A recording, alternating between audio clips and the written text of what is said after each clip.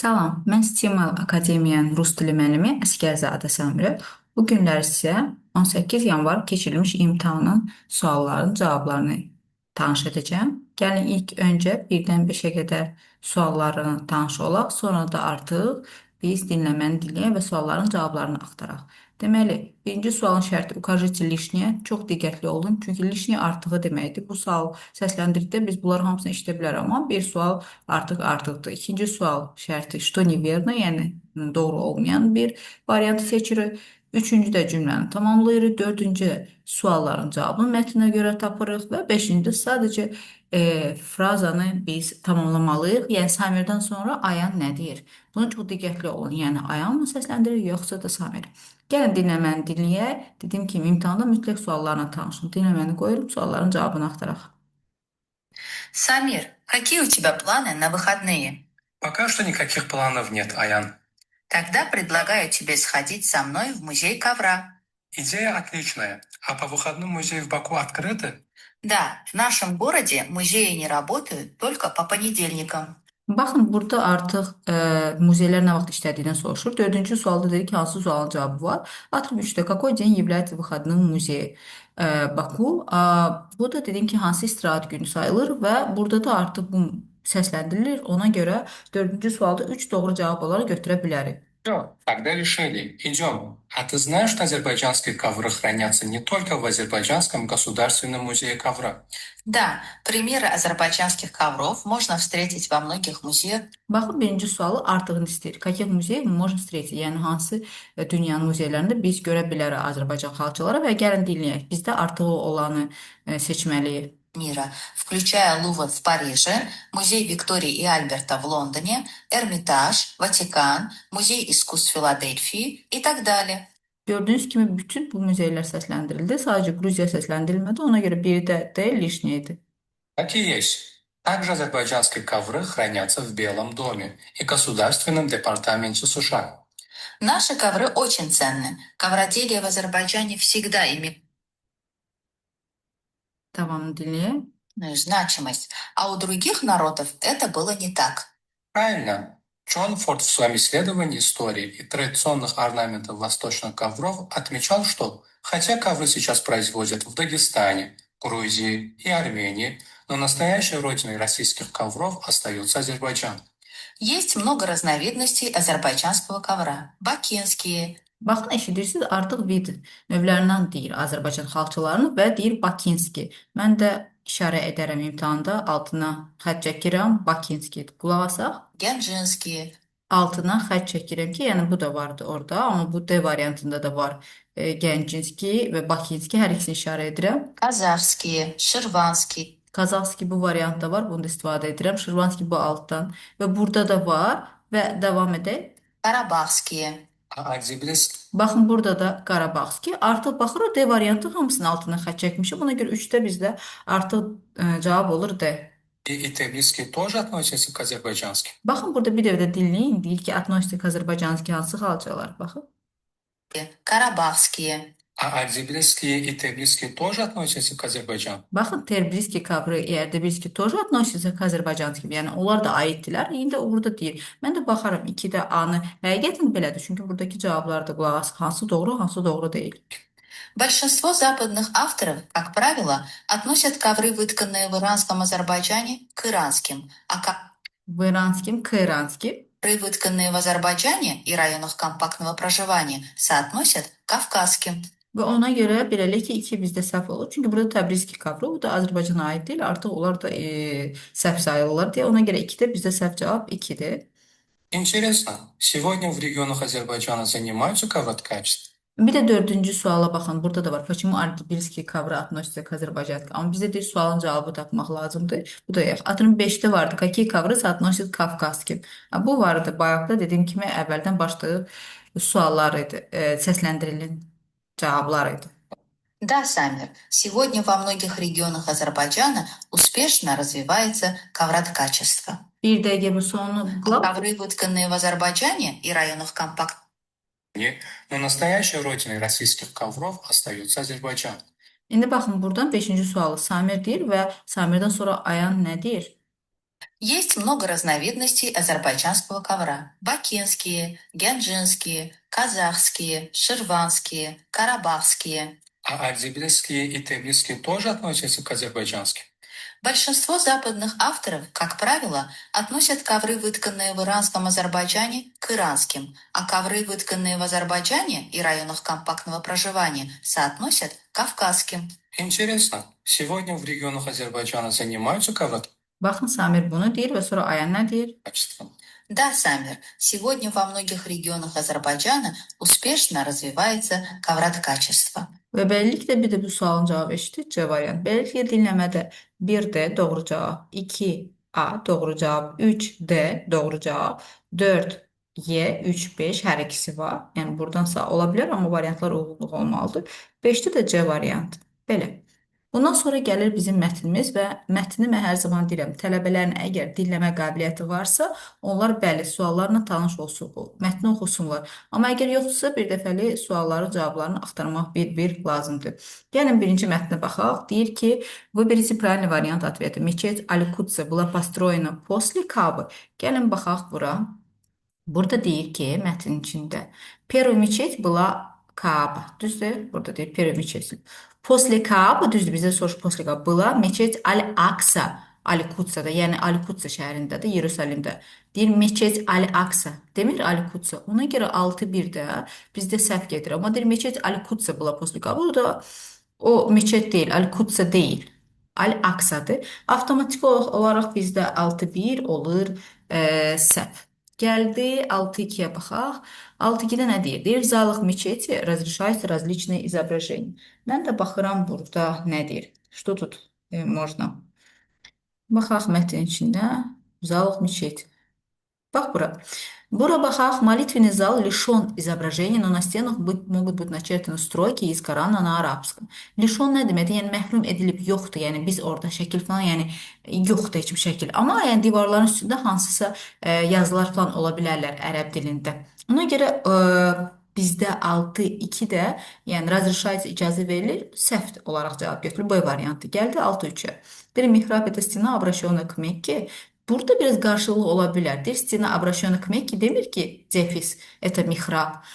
Çünki variantda belədir. Sadəcə deyir ki, стена обращена к Мекке, отмечена пустой нишей, mihrab. Sadəcə qeyd edilib nişa ilə, mihrabla hansı ki, dua edir imam. Ona görə 6-3-də biz də avtomatik olaraq səhv variant olaraq götürürük. Gəlir 6-4-ə. Deyir, мечеть пророка в Медине является единственным местом паломничества мусульман. Yəni, bizdə bununla bağlı heç bir şey yoxdur ki, yəni həqiqətən tək bir yerdir ki, hansı ki biz orada nədir, sitayiş edə bilərik, varlıq edə bilirik. Ona görə biz burada həm də çoxlu-çoxlu məscidlərdən söhbət gedir. Yəni tək tənha odsa, yəni onunla bağlı burada heç bir şey yoxdur.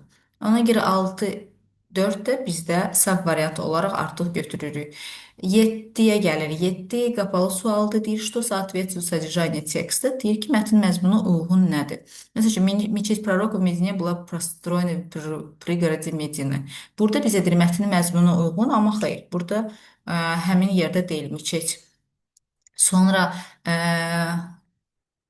B'də deyir, meçet Əl-Aqsa была построена в Mekke после Kaaba, amma burada yazılıb atıram bayaq da oxuduğumuz kimi. Sadəcə diqqətli olmaq lazımdır. Meçet Əl-Aqsa была построена в Иерусалиме, ona görə biz doğru cavab olaraq götürmürük. C'də deyir, meçet является местом, где можно совершать только молитвы. Düzdür, dua edirik orada, yəni yerdəki, hardakı biz tərcümə bilən tələbələr üçün daha rahatdır. Amma burada yalnız molitvalar etmirik də, yəni burada belə bir şey də vardır. Где мы можем создать собрание. Baxım elə, burada hardasa var idi yuxarıda. Tak. Hardaydı? Burada olmalıydı hardasa. Bax, первый god ilklərdə deyik, совершали молитвы, a потом ondan sonra da artıq bizdə собрание falan da eləmək olardı burada. Sadəcə ona bir dənə baxaq hardadır. Baxın, мечеть служит местом для сбора мусульман, для совершения коллективных молитв и так далее. Yəni yalnız dua etmək üçün deyil, yəni fərqli başqa rituallar falan da edə bilirdilər orada. Gəldi 7-də D baxay. Deyir, в начале зарождения ислама мусульмане совершали молитвы в отдаленных районах Мекки. Gəlin baxaq bu hardaydı. В отдаленных районах Мекки. Tak, tak, tak. Bu bizdə hardadır?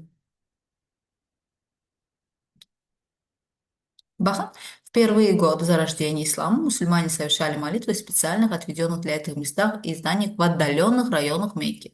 Bu bizdə tam da var. В первые годы, yəni ilk illərində burada da yazıb начале зарождения İslam'a, yəni eyni şeydir. Yəni onun başlanğıcı İslamın başlanğıcını və burada da ilk illərində, yəni eyni şeydir. Ona görə bizdə 7-dir. Doğru cavab olaraq götürürük. Gəldi 8-ə. Dür sözün doğru olmayan mənasıdır. Bunlar hamısı tam doğrudur. Palombifə zəvarlıq, bizim dini yerlərimizə gedib səyahətdir, kibla, sonra minaret, nişa. Amma yeyə baxın, deyir ki, поклонение, проявление уважения и преданности кому-либо, yəni kiməsə deməkdir. Bu bizdə yəni nə deməkdir? Artıq mən sitayiş edirəm və ya da hörmət əlaqəsini göstərirəm kiməsə, amma kiməsə yox, Allahadır bu, Tanrıyadır. Ona görə burada Y variant səhv cavab olaraq götürür. Yəni bir sual. Buna qabaqki qəbullarda bu tipli suallar biz görə bilərik. Gəldi 9-da. Deyir, какое слово должно стоять вместо точек в последнем предложении текста? Mən də baxıram, последнее предложение bu cümlədir. Мечеть Нурт-Камал внесена в книгу рекордов Гиннес как самая северная в мире мечеть. Находится в Норильске. Deyir ki, həmin bu məscid Nurt-Kamal Guinness kitablarına daxil edilib, ən şimalı dünyadakı məscid kimi, hansı ki Norilskdə yerləşir. Bax, hansı məscid, hansı ki Kniga Rekordsuna Guinness-ə əlavə edilib? Которая olar. Niyə? Çünki meçet qadın cinsidir. Moya meçet. Которая. Ona görə avtomatik olaraq mən burada bu variantı seçirəm. Gəldi 10-cu suala. 10-cu sualda da nə deyir bizdə? Deyir, на какие вопросы нет ответа в тексте. Yəni, yoxdur mətndə sualların cavabı. Atır mesaj burada deyir ki, ona baxın, на какие вопросы. Hə, birdə bizə deyir ki, к какому времени относится зарождение ислама? Yəni, hansı vaxta aiddir yaradıcılığı İslamın? Baxsınız ki, burada zamanla bağlı heç bir şey yoxdur. Nə əsr var, nə bir şey var. Ümumiyyətlə, heç bir şey, sözlə də heç birisi. Sadəcə minətlər, məsəl saydı, hə. Amma ona görə bir mən götürəyəm, çünki yoxdur vaxtı. İkidə deyir ki, kimi uçud şkolluq medrese. Bu haqda var, amma nə öyrədirlər, yəni yoxdur. Şkolluq medrese, kimi uçud. Burada var da hardasa tikilib, hardaydı bu meçet, şkolluq medrese. Amma onunla bağlı, yəni yoxdur. Nə öyrədirlər orada, şkolluq medrese.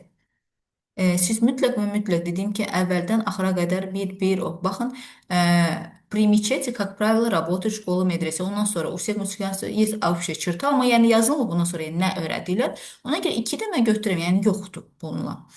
Geldi 3. Сколько должно быть число минаретов? Bu var idi bayaqlarda. Baxın burada. Флигелинг мечети представляет башни. Минареты числом от 1 до 9. Число минаретов должно быть меньше, чем в мечети Аль-Харам в Мекке. Ona görə bu sualın cavabı var, mən onu götürmürəm. Gəldi biz 4-də. Deyir, название каких мечетей в Мекке указано в тексте. Var. Naзвание nə deməkdir? Adları da məscidlərin. Ondan görə bizdə burada var bir neçə artıq məscidlərin adları var. Bu sualın cavabı var və 5-də də deyir ki, почему мечеть пророка была построена в Медине? Niyə orada tikilmişdi? Yəni bununla bağlı yoxdur. Yəni niyə orada tikilmişdi? Sadəcə tikilmiş, amma yazılmayıb. Yəni mətnin içində, yəni niyə tikilmişdi? Ona görə 1, 2, 5 bizdə artıq səhv cavablar olur. Yəni mən onları götürmürəm heç birini. Gəldi növbətiyə. İkinci mətni. İkinci mətn bizdə tam qəbul mətnidir, keçənin qəbuludur. Gəlin suallara baxaq.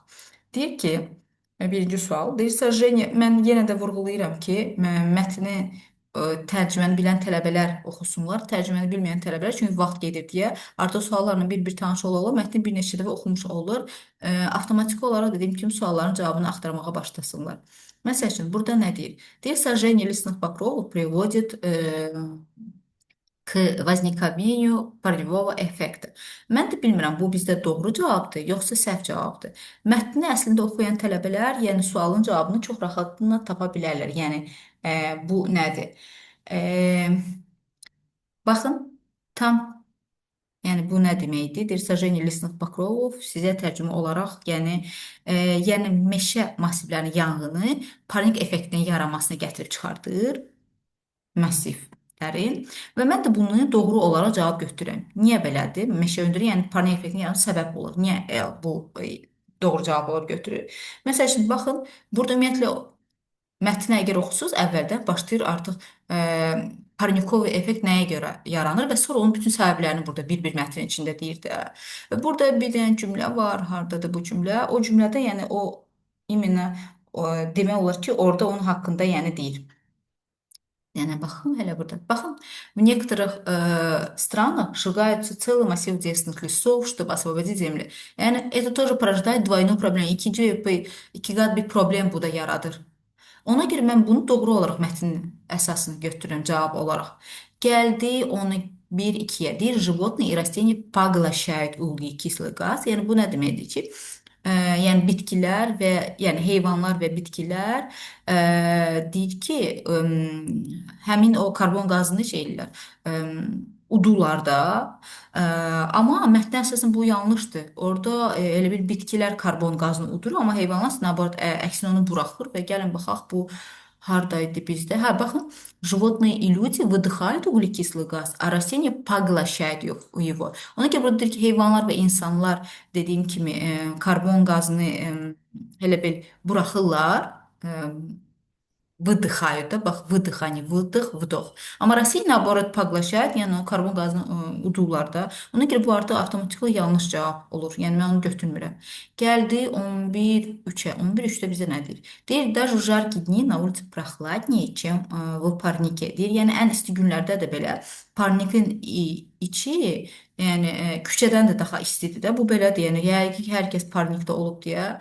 Ona görə bu sualı məsələn baxın, deyir, если вы когда-нибудь были внутри парника, yəni haçan siz parnikin içində olmusunuzsa, солнечный, yəni isti qızmar gündə də, siz вы должны знать, yəni bilməlisiniz ki, что там жарче, yəni orada istidir, yəni küçədən də yəni istidir də. Ora. Ona görə bu doğru deyil. Yəni isti günlərdə də küçədə sərindir, nəinki yəni parnikdə küçədə sərindir avtomatik olaraq. Ona görə bizdə 11-3 olur doğru cavab. Gəldi 11-4-ə. 11-4-də bizə nə deyir? Deyir, увеличение парникового эффекта в атмосфере связано с деятельностью человека. Yəni bu nə demək istəyir? Yəni atmosferdə o parnik effektinin yəni çoxalması, artması insan fəaliyyəti ilə əlaqəlidir. Belə də baxsa, yəni bu tam yəni doğru sayılır. Çünki məsəl üçün baxın mətndə də burada nə deyirlər burada? Məsəl üçün tak tak tak.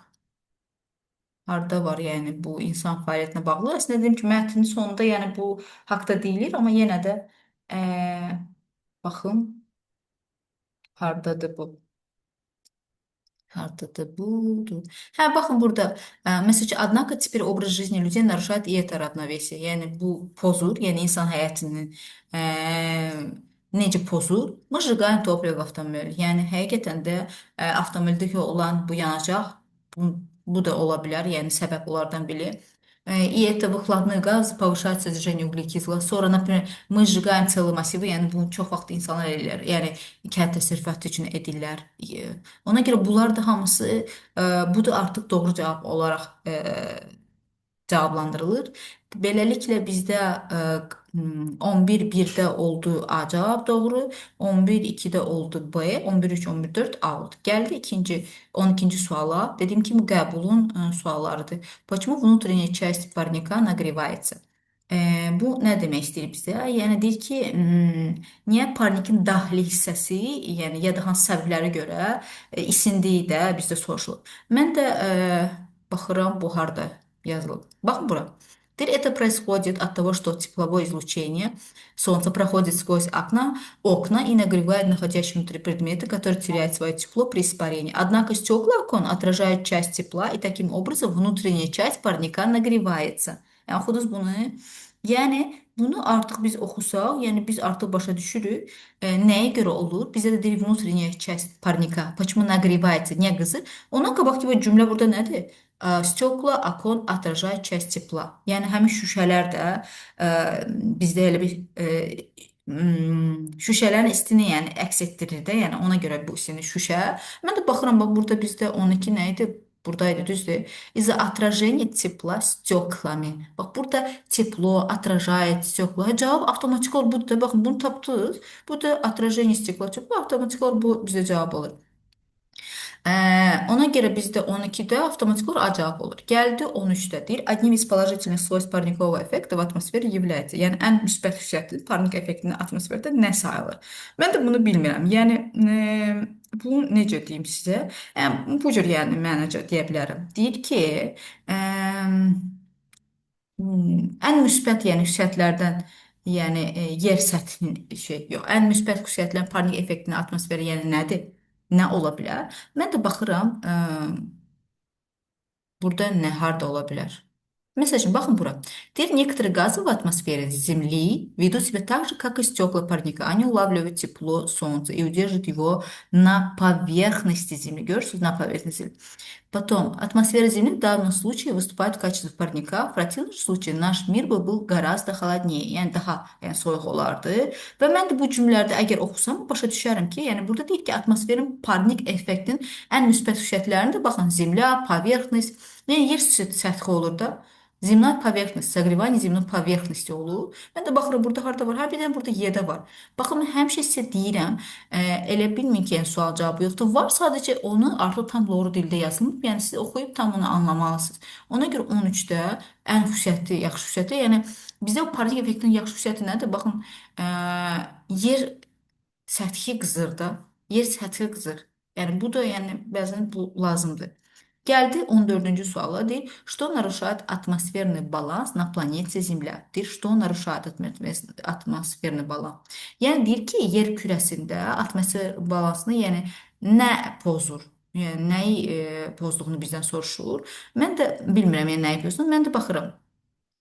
Variantlar burada var. Gəlin baxaq burada cavab olaraq hardadır. Beləliklə, так, посмотрим, где у нас cavab. Tak, tak, tak.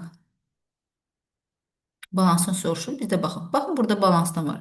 Таким образом, животные и растения могут всегда сохранить атмосферный баланс и удержать уровень углекислого газа на Земле. Однако теперь образ жизни людей нарушает это равновесие.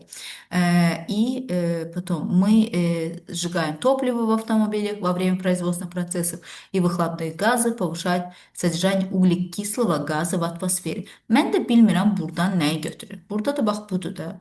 Mən də baxıram, baxın, Destiny Elisa bunun içində varmı? Bax, balans sizə soruşdu, atmosferin bu şeydir. Tərcüməni bilmirəm də mən. Varmı Destiny Elisa? Xeyr, yoxdur, ondan sonra gəlir Destiny Elisa. Yəni yoxdur bu atmosferin. Həmin abzasdan yəni uzağa getməyin. Sonra burada deyir ki, разогрев Земли. Ümumiyyətlə burada varmı разогрев Земли? Xeyr, yoxdur. Gəldi увеличение углекислого газа. Burada var mı увеличение углекислого газа? Yok, var. Məsəl üçün, удерживает уровень углекислого газа, повышает содержание углекислого газа. Bu da yenə də bizdə burada var. Yəni, значит, doğru cavab mən bunu seçə bilərəm. Солнечные лучи var mı burada? Xeyr, yoxdur. Животные и растения здесь у нас есть? Hə, var. Amma deyir, животные и растения могут сохранить атмосферный баланс. Amma burada deyir, что нарушает, yəni pozur atmosferный баланс. Deyir, bu qoruya bilərlər, bu atmosfer. Amma burada deyir, pozur, что нарушает. Поэтому мы сжигаем топливо и повышает содержание углекислого газа. И это нарушает равновесие. Bax bundan sonra что нарушает равновесие? Ondan sonra artıq bu gəlir və uqlikisli qaz cavab olaraq biz 14-də cavabı seçirik. Yəni sırf tərcüməni yəni yaxşı bilən tələbələr üçündür. Amma yenə də dediyim kimi, yəni məntiqi oradan tapa bilərəm. Gəldi 15-ə, deyir ki, на какие вопрос можно найти ответ в тексте? Uşaqların heç sevmədiyi sualdır, amma bu sualda heç vaxt da qaçınmayın və qorxmayın, çünki bu sualın cavabını yəni tapmaq olar. Deməli, bizdə bir də nə deyir? Каковы причины возникновения парникового эффекта? Parnikovый effekt bilirik, yəni parnik effektin каковы причины, səbəbləri necə yaranır? Baxın, buradan elə başlayır. Чтобы понять, что такое парниковый эффект, biz artıq bilməliyik, yəni parnikin işini bilməliyik və başlayır artıq burada bir sadalamaya, atır nəyə görə, ona görə, buna görə, elə bütün mətn ona görədir. Ona görə səbəbləri var. Yəni birincini mən götürürəm, bizdə də doğru cavabları yəni istəyir, götürməliyik. Geldi 2. Deyir, кто впервые исследовал парниковый эффект? Кто nə deməkdir? Kim? Ümumiyyətlə, burada var idi, yəni kim bunu edib? Kimin hansı şəxsin bir adı səsləndirildi? Xeyr, səsləndirildi, ona ikini heç götürmürəm. 3-də, как правительство разных стран решает проблему разогрязнения? Burada var правительство. Если правительство разных стран ничего не предпримет, то в атмосфере может быть причинен невосполнимый ущерб. Yəni, heç bir şey eləməsələr. Amma burada deyir ki, nə edirlər də, yəni necə edirlər, necə həll edirlər o problemi? Yoxdur bu. Mən 3-ü də götürmürəm. 4-də deyir ki, Как flora и fauna влияет на атmosferu. Flora, fauna nə deməkdir? Abituriyent vaxtına keçmişdi. Bitkilər və heyvanlar, flora и fauna uşaqların tez-tez çaşdığı şeydir. Flora R var, rastение, fauna artıq животное ondan tapa bilərsiniz. Necə? Hə, var. Burada elə животное, rastение bax, nə edirlər? Tam выдыхают углекислый газ, поглощают. Значит, mən 4-ü də götürərəm və 5-də də deyir, какова площадь лесных массивов? Площадь nə deməkdir? Onun artı ölçüsündən söhbət gedir. Burada heç bir şey yoxdur. Var, amma yoxdur kakava, yəni nə qədərdir? Yoxdur. Ona görə mən də götürmürəm. Avtomatik olur bizdə cavab olur doğru 1-4. Gəldi qrammatik sualların 16 qəbul suallardan biridir. Укажите слов, употребляющий с предлогом в. Yəni bu önlüklər uzlaşan. Burada pruд var, board var. Nabartı говорим olmaz. B'da собрание var, iclas demişdim kütləvi olaraq na deyirik və demirik. Burada берег ver, sahil, na берегу olmaz. Y'da в лесу, meşədə говорим. Bu поселке, kənddə, qəsəbədə, depoda, v depo ola bilər. Burada da stansiya var, na stansiya deyirdik, na logo deyirdik. Avtomatik olaraq cavab doğru cavabdır. Əsasən qapalı olan və qaydanı öyrənsiniz, rahatlıqla tapa bilərsiniz. Gəldi slovo болотистый. Deyirsə slovo болотистый, сочетайте слова. Mən hər zaman uşaqlar deyim, болотистый, yəni bataqlığı olan. Местность, почва, берег, yəni bu sözlərdir ki, hansı ki onlardan qabaq bu paronim gələ bilər. Болотистый, там, не знаю, каменистый. Mən də baxıram, bizdə местность var və почва var. Avtomatik olaraq 1-4 doğru cavab olaraq gəlir. 18-də deyir, укажите ряд слов с близким значением. Близкий значение nədir? Yaxın mənalı sözlər. Mən də başlayıram baxdırmağa. Работать işləməkdir, отдыхать, istirahat etmək olmaz. Yaxın mənasıdır. Говорить danışmaqdır, молчать susmaq olmaq. Защищать, оберегать ikisi də qorumaq deməkdir. Ona görə elə əslində cavab elə C-dir. D-də поощрять, mükafatlandırmaq, naказывать, cəzalandırmaq deməkdir. Y-də помнить, xatırlamaq, забывать, unutmaq, avtomatik olaraq C variant bizdə doğru cavab olur. Gəldi 19. Ошибочный variant və yaxud da речевая ошибка eyni şeydir. Nit səhvlərini sizdən istəyir, yəni səhv variantı istəyir. Mən də baxıram, hə, burada sayılar falan var. Значит, sayılarla bağlı bir şey var. Ən birini çox sizə tez-tez dediyim şey 2, 3, 4 rəqəmlərdən sonra ikili şəkilci yox, tək şəkilci gəlir. 2, 3, 4 rəqəmlərdən sonra 23 преподавателя, потому что это мужской род, а я şəkilcisini qəbul edir. А не преподаватель. Ona görə səhv variant bizdə olur C variantı. Gəldi 20-də dialoq istəyir. Dedim ki, bundan qabaqki modellərdə düşdüyü suallardan biridir, qəbulda düşdüyü bir suallardan biridir. Sadəcə bunu tamamlamaq sizdə istəyir. Deməli deyir, Leyla, где ты была vчера? Yəni, Leyla, dünənləri sən hardaydın? Mən də baxıram, bu nə deyir bizdə? Bax, была deyir feil sualda. Baxın, где ты была? Была deyir, o da deyir ki, я была в музее музыкальных instrumentov. Ona görə avtomatik olaraq 4 ilə başlayır. Bütün variantları mən atıram. Yəni, onlardan biri cavab olar. Sonra gəldi növbəti deyir ki, что тебе там особенно понравилось? Niyə? Yəni, nə sənə daha çox yəni, xoşuna gəldi? Xüsusən nə xoşuna gəldi? Mən də bilmirəm. Понравился deyir axı. Bax, мне понравился tar. Avtomatik olaraq burada bayılır, amma istəyirsə yenə də tamamlayaq. Sonra deyir, что-то новое узнал. Yeni nə öyrənmisən tarafda? Bax, o da 2-də deyir. Я знал, что музыкант Мирза Садик вместо 5 струн на таре сделал 11. Sonra da artıq ondan sonra как он играл на таре, necə oynayırdı? Играл, bax orada deyir ki, он играл на таре, прижимая его к груди. Потом, как раньше держали тар, раньше тар держали, bax, sualdakı feilə baxın, ondan sonraki cavab da feil olaraq budur. Avtomatik olaraq B cavabdır. Sonra da axırda bizdə mətn, bir sual, 2 sual verilir. İstədiyiniz sualı seçirsiniz. Mən sizə hər zaman deyirəm, mətnlər bizdə 5 balla qiymətləndirilir. Birinci sual deyir, забота о детях, это, вероятно, самая важная задача в любом обществе. Yəni, istənilən ictimaiyyətdə, yəni uşaqlar haqqında qayğı, yəni ən vacib məsələlərdən biridir də və buna görə də deyir, atalar da, analar bir kurs keçməlidirlər də və onları yaxşı valideyn olmaq üçün. Deyir, siz bununla razısınızsa yoxsa yox? Yəni konkret bir səbəblər falan gətirin. Yəni deyin. İkinci sualda deyir, некоторые люди думают, что подростки счастливее взрослых, но другие думают иначе. Razısınız buna yoxsa yox? Deyir ki, bəzi insanlar düşünürlər ki, yəni yeniyetmələr deyir, yaş böyük insanlardan daha xoşbəxtdirlər, amma başqaları yəni fərqli düşünürlər. Siz buna razısınız yoxsa yox? Beləliklə belə. Bu da bizim imtahanın cavabları.